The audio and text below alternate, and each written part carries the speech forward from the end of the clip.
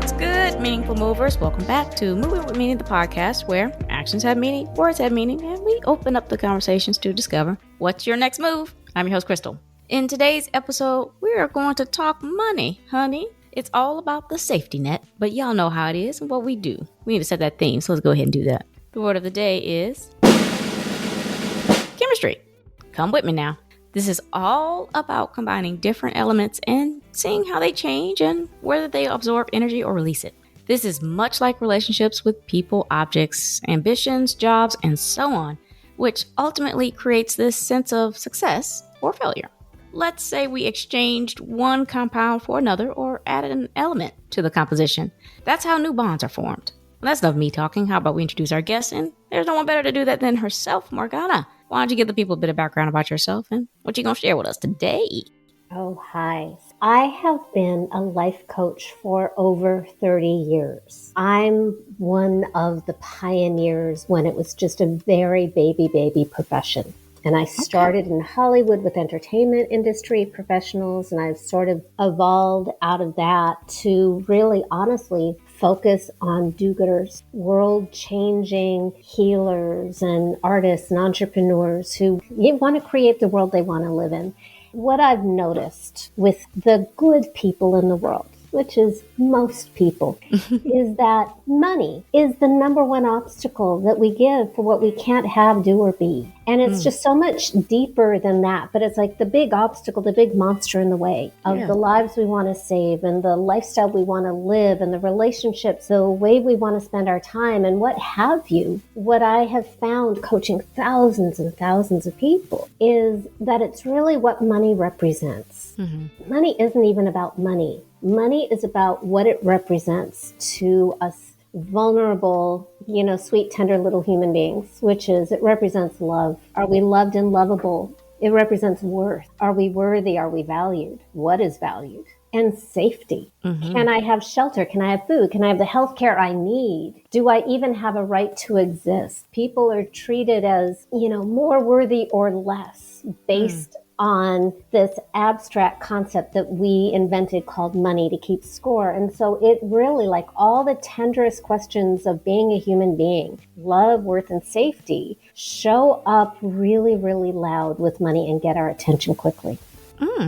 Speaking of deeper than that, we're going to scratch the surface and then dig into the deep. I didn't even tell you about myself. It's like that's 30 years. Sorry.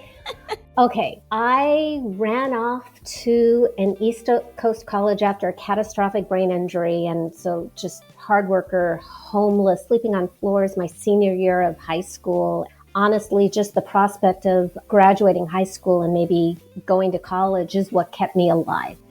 So when people talk about how horrible high school was, honestly, it was the kids at high school who helped me survive. I had maybe a flip version from a lot of other people. When I went to college, I studied religion because I was suffering so much from this brain injury and an addict, abuser mother.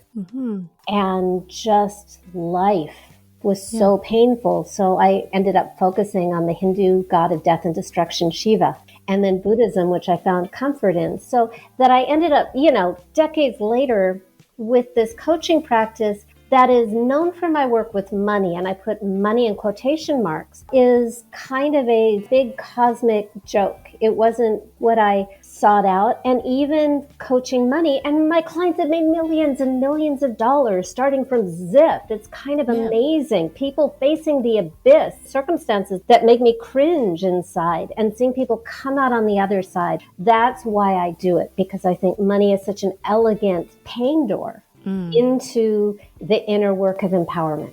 Really changing our relationship with life and self. So, I've won multiple awards. I've coached thousands of clients on 6 continents. I love to lead retreats in Bali because there's something about going to the other side of the planet is such a perfect pattern interrupt. Just wherever you're from, get yourself away from the familiar. It's the best place to scratch the record of the grooves that we've laid down that no longer serve us and just lay down new tracks. Because everything's different. The food, the flavors, the language, the currency, the way of life is just different. And that wakes us up. And for me, it's fun. The next year will be my 12th Ultimate Money Goddess retreat. And I keep going back to Bali because I love it there. I hear a lot of recommendations to go to Bali. Yeah, the people are really, really kind and warm. And the spirituality is not against anybody. Mm-hmm. We find that elsewhere in other traditions. Really, it's just they took Hinduism and they adapted it to themselves. They can't read Sanskrit, so they don't do mantras. Instead, they have these flower blessings. Speaking of Sanskrit and Bali, and totally off topic, I led a retreat in May, and the shamanistic healer that I've been seeing since 2011, who was way more became very, very famous over the years that I knew him. And he passed away because he was in his upper 90s, and that happens to human beings. My driver there is a village priest, and I asked him, do you know any other great healer? And he introduced me to a new healer who, by the way, is wonderful and interesting. And I just like to bring my women to him at the end of the retreat when all the real heavy work is done, just for, a fun Balinese experience. And this is what I found out from this healer who does speak Sanskrit. And he told me that my name, Morgana, means the power of Ganesha. Mm-hmm. And I've been going to Bali since 2011, and I didn't know until this year that Gana, which is my childhood nickname, is a nickname for Ganesha, the elephant god of abundance and protection. And Morgana means the power of Ganesha. Mind blown. So I don't know why I shared that. You asked me about me, and I was completely unprepared. That is you, though. Yeah. People identify a lot with their names, and they become more about what that is, even if they don't know. So I'm great that actually came full circle for you. So I remember you mentioning to me that you had a ton of success. So maybe this was before life coaching or during life coaching, maybe the pinnacle, really in that age where you were just barely making ends meet, right? Mm-hmm. It was, I had a lot of money coming in, but I also had high expenses as well. Actually, my before story was kind of the opposite end of the spectrum, where I had all these entertainment industry clients because I had this sort of magic touch, and I would coach this actor or writer or director or producer for a few weeks. Crazy things would happen. Like the director would sell his first film for $1 million, which was a lot of money 30 years ago. Or an actor would win an Emmy, or an actor with no credits would get a primetime TV series. I just sort of intuitively, through coaching and thinking, oh, you need to meet this person. I would just had a real talent for intuitively connecting. And I don't even know why I kept having these successes helping other people. Maybe because I was named the power of Ganesha in hindsight. The thing that I got stuck on was charging.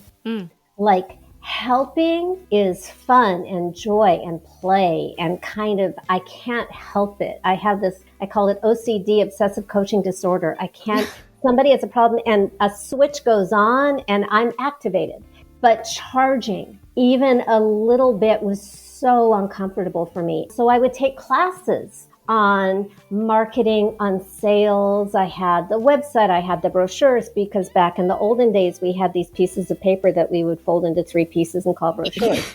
Cards, slogans, and I was public speaking everywhere and radio interviews and all this kind of stuff. And I had people lining up who wanted to hire me. And it was like I had superhuman powers of repulsion, that when they would ask me the magic words, how do you work? Which like 10 years later, I figured out, oh, they don't want to know how I coach. They just want to know what I charge.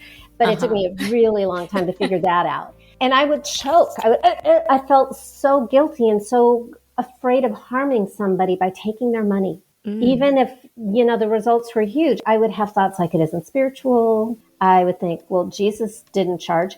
Honestly, I don't know. I wasn't there, and I'm Jewish. So why am I even having that thought? So I would take more classes, get more skills, and it didn't matter. I'm the girl who graduated as high school as a National Merit Scholar with a head injury and a coma and like a learning disability, right? Yeah.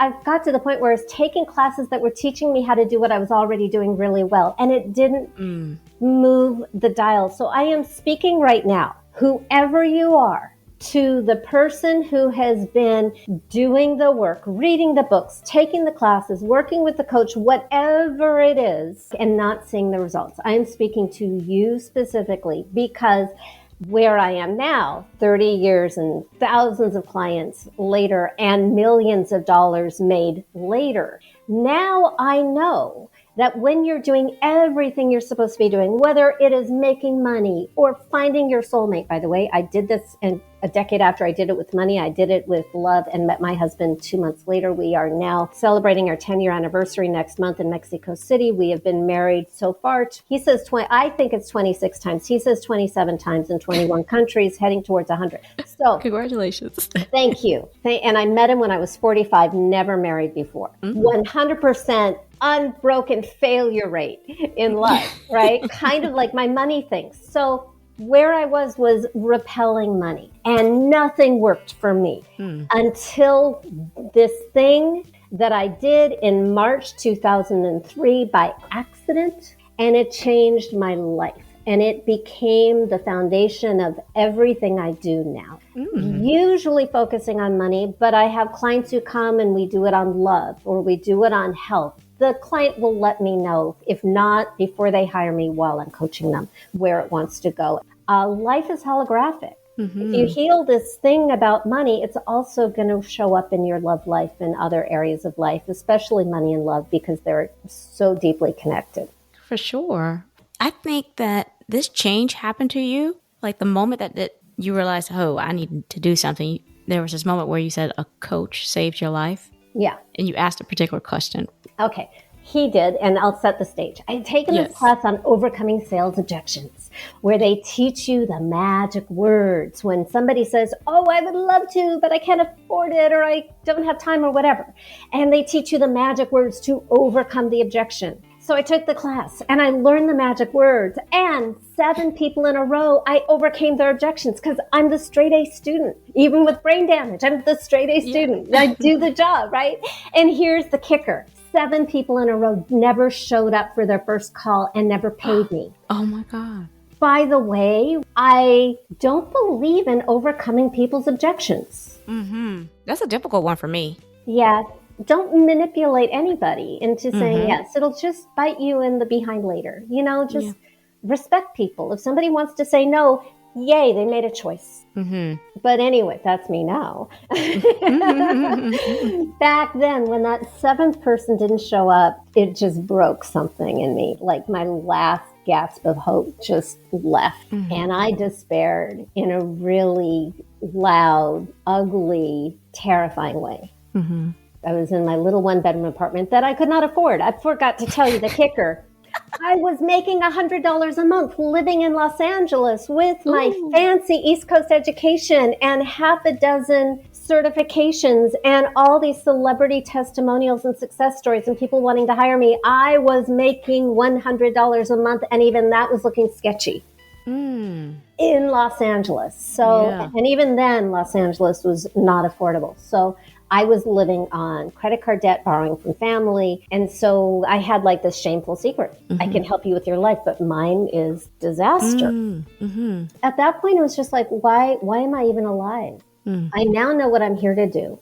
I have a way to help people. I'm really good at it. And it was like the universe was laughing at me and hated me. And I hated the universe. And I did not want to be here anymore. And you know what that means. Yeah.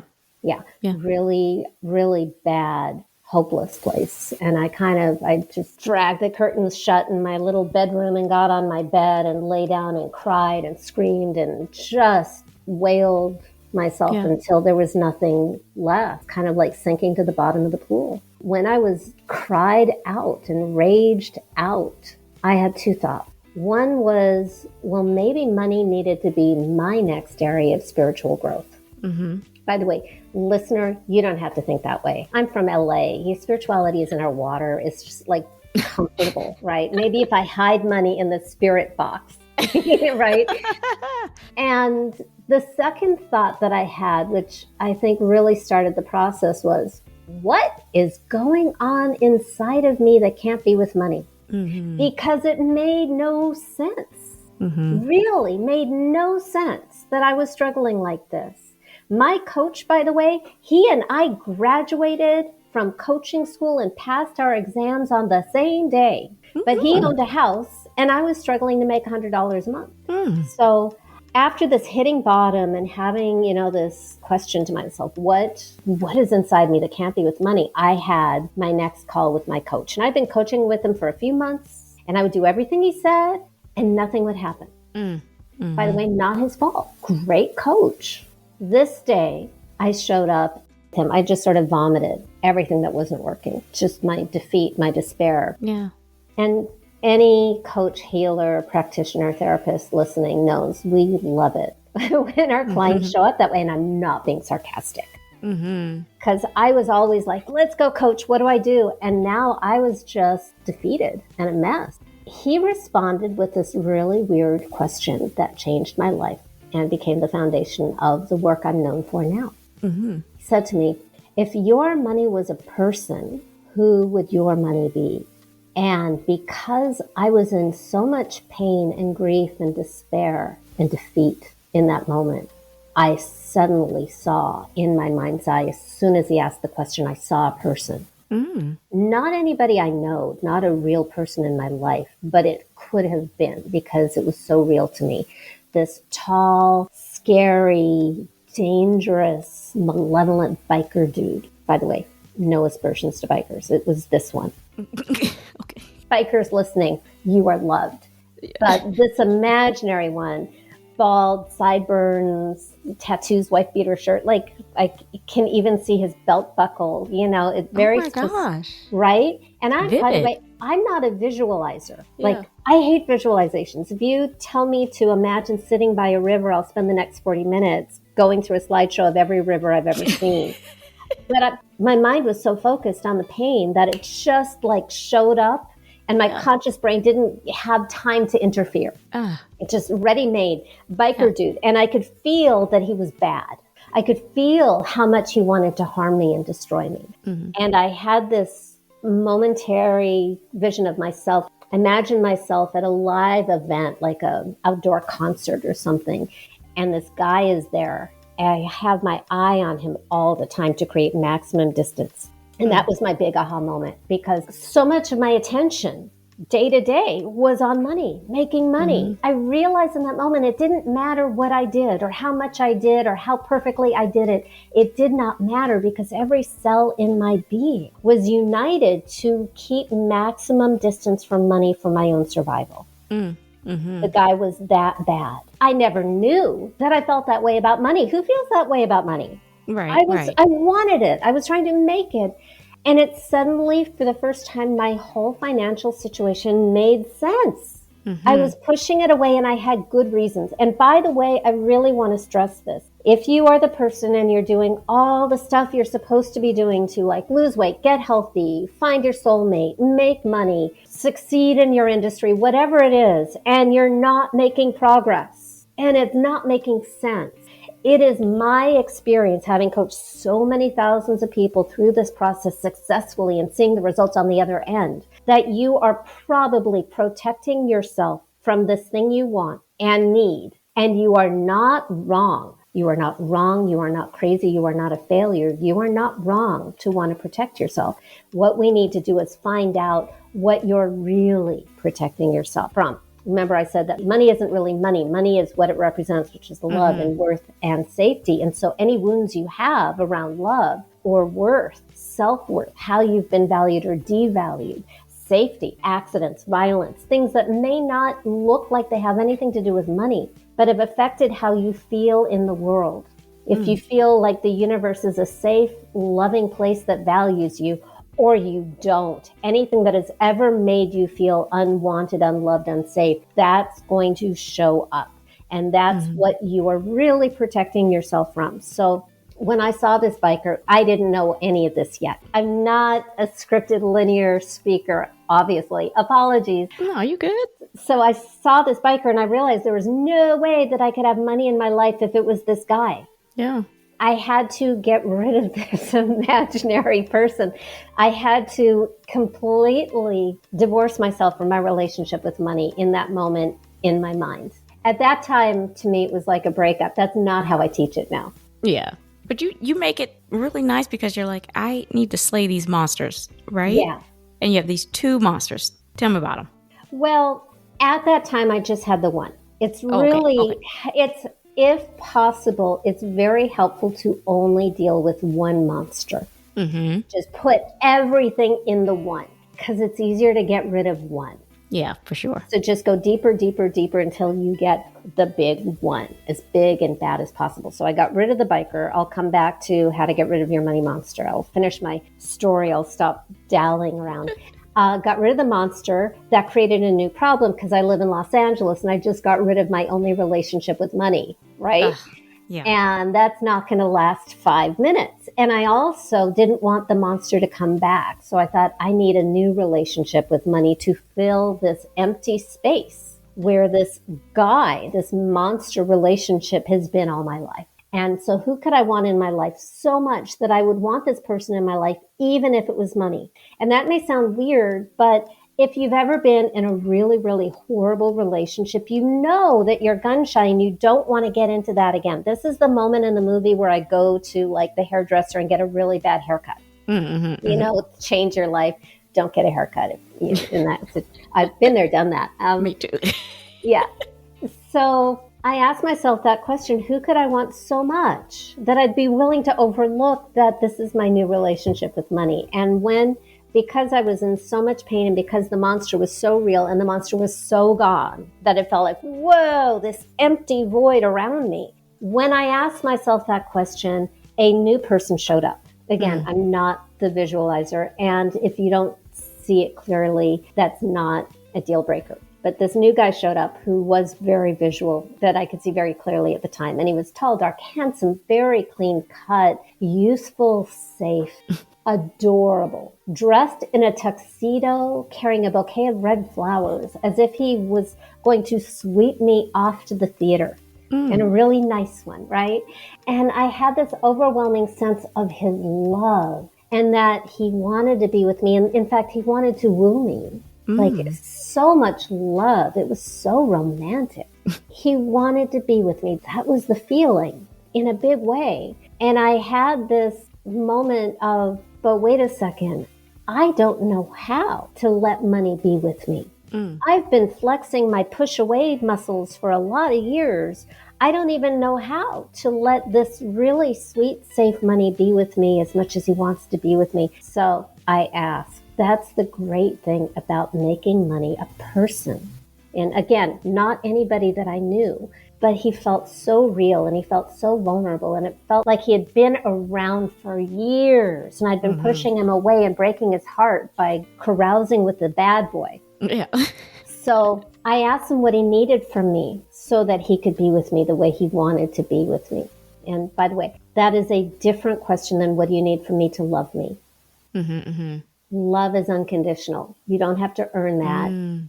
This new money relationship already loves you, already chooses you over everybody else in the world. That is your new relationship. Presence is conditional. There are ways to push money away and not even know you're doing it. So I asked what he needed from me, and here's what he said. This first time in March of 2003, he said, I need you to love me, and I need you to stop treating me like a monster. And it was so sweet and vulnerable the way he said it. Quickly about the whole, oh my God, the love of money is the root of all evil. Okay, first of all, love is not evil. Love is not exploitation. It's not avarice. It doesn't harm. It's not that scarcity base. That's never, ever, ever love. Love is generous. There's kind of a selflessness about it. It's expansive. It is your kindest, best, most noble, divine self. It's that feeling of my cup runneth over. That is love. And then remember religion. Degree. So also, it just so happens that in the original Aramaic, which was the very first language of the Old Testament, it doesn't say that at all. It says that the worship of money will cause you problems, to which I say, no kidding. I have no problem with that statement. So don't worship false gods, whatever your tradition or lack of tradition is. doesn't matter to me. So you're allowed to be a loving person and prosper through being a loving relationship partner to this life partner that we're going to call money, because money is an area of life that needs our love and our healing, both as individuals and as a species. True.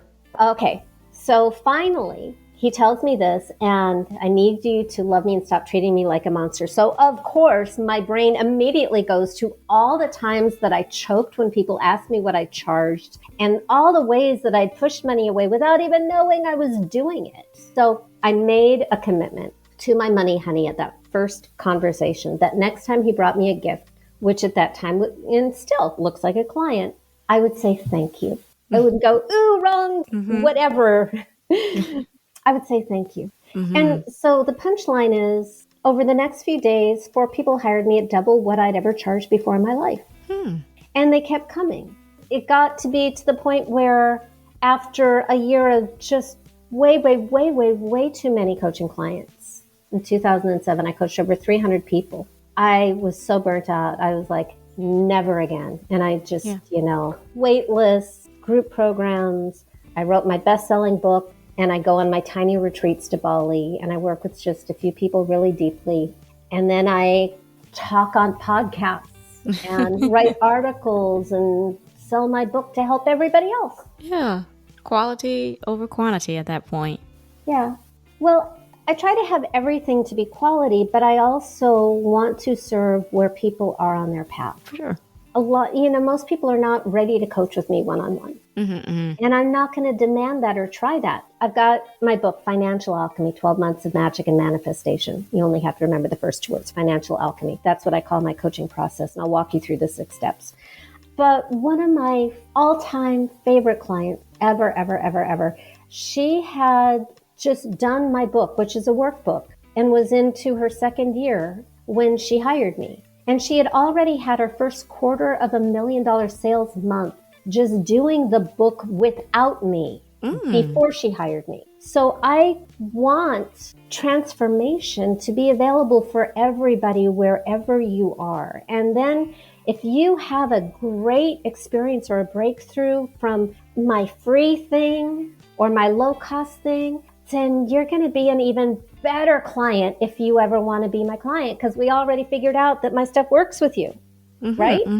Yeah. So that's why I like to approach business. Well, that's good. That's good. You talk about setting the stage. So I'm excited to get to this financial alchemy. Tell me about these 6 steps. Oh, okay. I call this alchemy because alchemy is the transmutation of lead into gold, like lead in human experience into spiritual and material gold. So we start with take all your high vibes and positive thinking and put it in like a thick lead box and bury it 30 feet below the ground is where we start. We start with your lead in human experience. Something's not working, so we want to magnify it. That's the first step of alchemy, is we're going to magnify the lead. I don't want 1 foot in lead, 1 foot in gold, because that's like mud and there's no leverage there. What I want to do is like a slingshot, pull you into the low vibe, into the pain, because like a slingshot, it creates the tension that will catapult you into where you want to be and make it stick. So I've already been planting seeds for step number 1 since I opened my mouth 30 hours ago when this podcast began. The first step is uncover the root cause of the problem. And the root cause, whatever the problem is, will always be love, worth, and safety. We're going to focus on money because that's where I'm weirdest. And the millions of dollars my clients have made is really good for my marketing. What does money represent? We're going to start uncovering the root cause of whatever your money drama is, whether it is you don't have enough, whether you have a ton, but you're afraid of losing it. Maybe money gets in the way of love. Maybe it puts a target on your back. Whatever the drama is, a great place to start is if you had a, let's call it dramatic childhood, because parents are our first experience of money. They tell us if we're loved or not, if we're valued or not. They make us feel safe or not. And then after that, other kids, teachers, bosses, coworkers, lovers, events, violence, Yeah. wars, family legacy, Yeah. illnesses, accidents, my car accident, that kind of Mm-hmm. thing. Ladies, if you have an eating disorder, use that. Mm-hmm. That is the ultimate experience of feeling not good enough, not lovable, so much that you want to get rid of part of you. I say that because I had an eating disorder when I was a teenager. Mm-hmm. So you use whatever it is. And if it isn't strong enough, imagine these patterns going after your children. If you're a parent, that will really alarm any parent. That's step one, is like you're building this case against everything that makes the world feel unloving, unsafe, and unwelcoming to you. Step number one, when you get what I call a critical mass of it, and I'm going to qualify that by saying, you do not need to re-traumatize yourself. Don't go so far that you dissociate. Not necessary. You do not need to re-traumatize yourself. Not necessary. But I want you to feel enough that you feel really motivated to do step 2 and 3. Step 2 is you give personhood to everything wrong that has ever happened to you, everything wrong in the world, the thing that wakes you up at night, whether it's like animal abuse or climate change or whatever ism really freaks you out or upsets you. Throw that in there. Everything that you don't want in your life experience, I want you to imagine putting it into an imaginary person. It's not you and it's not your parents. And it's not anybody living with you. That'll be really clear why in step number 3. This imaginary person, how big is it? Is it male? Is it female? What does it smell like? These are ways that I like to flesh it out before we try to see it. Step number 2 is personify the root cause into your money monster. Step number 3 is you annihilate the monster by any means necessary. I never watch horror movies. I can't watch violence and all that kind of stuff. And here I'm like, annihilate the monster in the most dramatic, satisfying way you can imagine. It doesn't matter whether you imagine you have a lightsaber or a machete or an atom bomb or a volcano or whatever. It doesn't matter. The only thing that matters is that you do whatever you need to do until it doesn't exist. I love feeling because it's less intellectual than visual. And I want this in your body. Everything that I'm doing, everything I'm teaching you is speaking directly to your unconscious.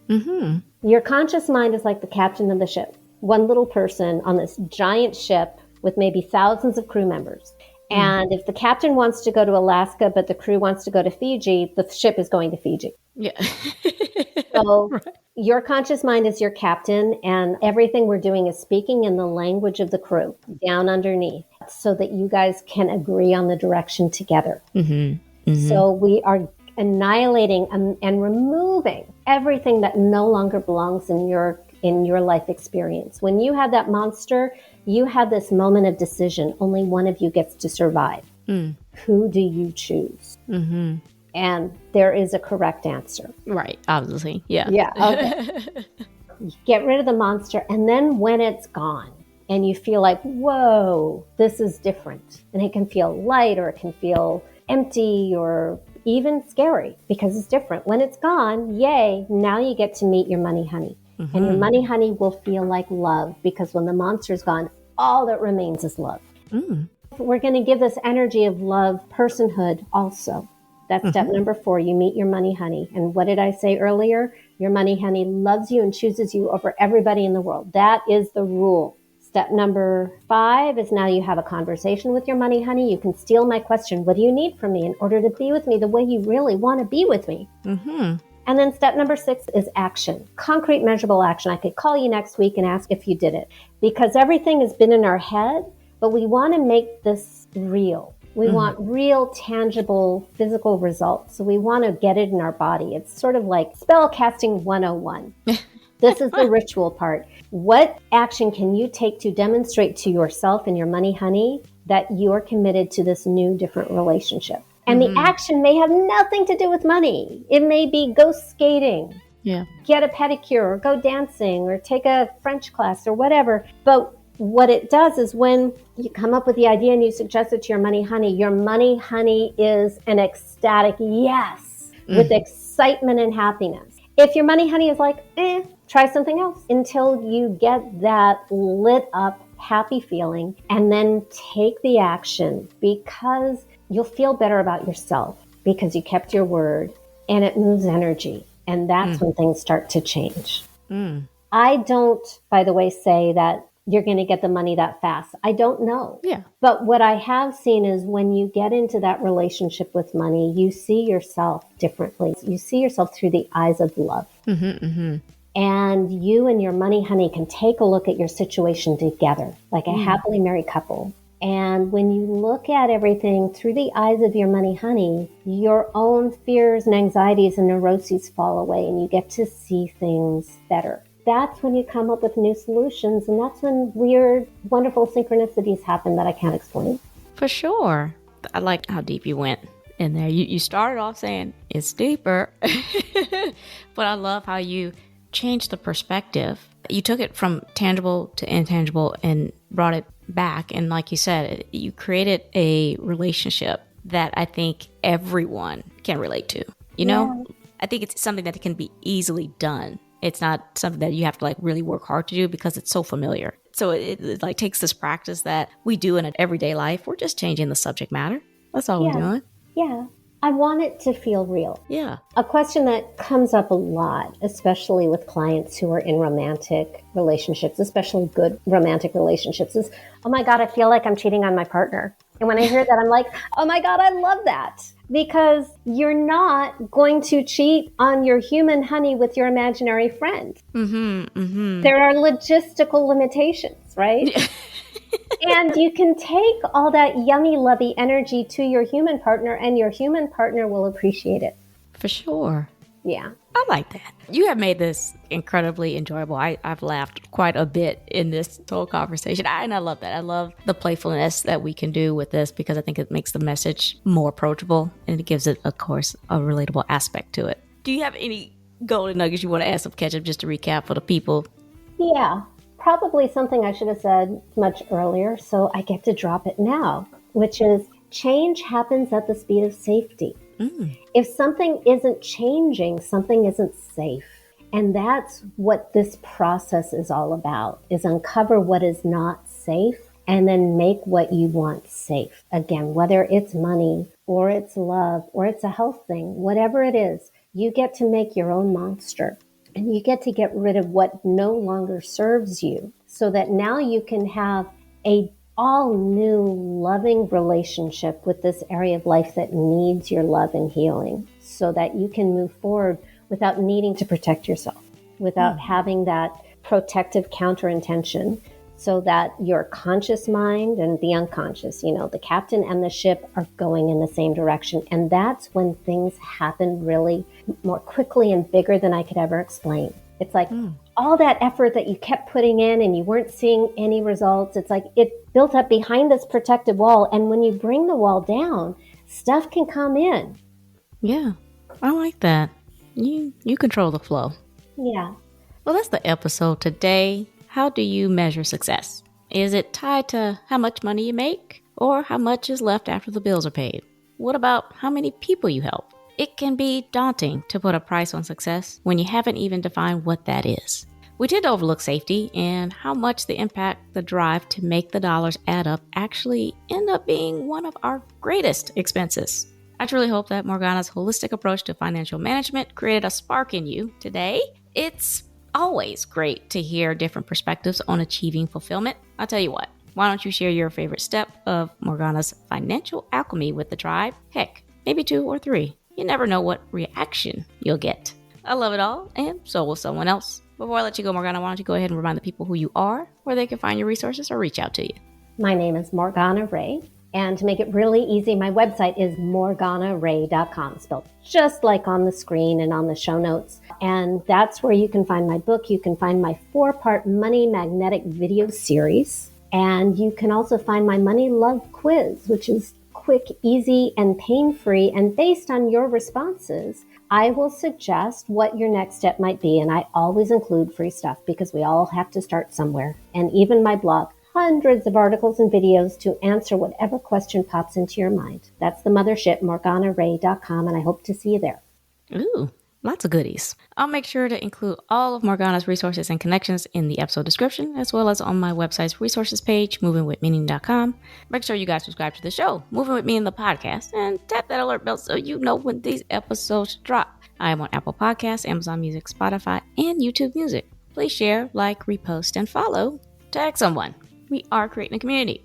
Quick housekeeping before you go. Follow me on Instagram at movingwithmeaning82 and on Pinterest at Arthur KB Clark. Also, connect with me on LinkedIn. I do dabble in TikTok at Krystal B. Clark. My Etsy store has some handy dandy digital downloads. Lastly, run over to my YouTube channel and have a look or two. Links are in the episode. Alrighty, I'm Krystal on Moving With Me in the podcast, reminding you to take it one step at a time. All moves have meaning. Check y'all later.